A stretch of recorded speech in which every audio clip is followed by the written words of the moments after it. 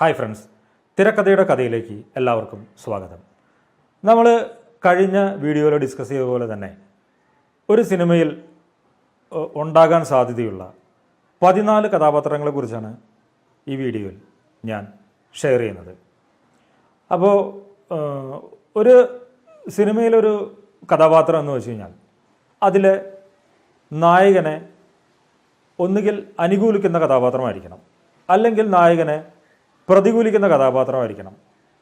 ഈ രണ്ട് തരത്തിലുള്ള കഥാപാത്രങ്ങളെയാണ് സിനിമയിൽ ക്യാരക്ടേഴ്സായിട്ട് കൂട്ടുന്നത്. ഇപ്പോൾ ഈ 14 കഥാപാത്രങ്ങൾ സിനിമയിൽ ഉണ്ടാകാറുണ്ടെങ്കിലും ഈ 14 കഥാപാത്രങ്ങളും നമ്മൾ ഒരു സിനിമയിൽ അണിനിരത്തണമെന്ന് ഒരു നിർബന്ധവുമില്ല.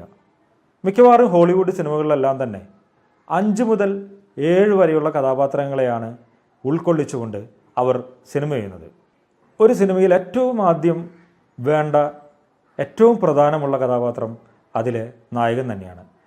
വ്യക്തമായിട്ടുള്ളൊരു ഗോളുള്ള, ആ ഗോളിന് വേണ്ടിയിട്ട് എന്താ പറയുക, അക്ഷീണം പോരാടുന്ന ഒരു നായകൻ. അയാൾ ഒരിക്കലും ആ ഗോള് കിട്ടാതെ പുറകോട്ട് പോകാൻ പാടില്ല, അൺകോംപ്രമൈസ്ഡ് ആയിരിക്കണം.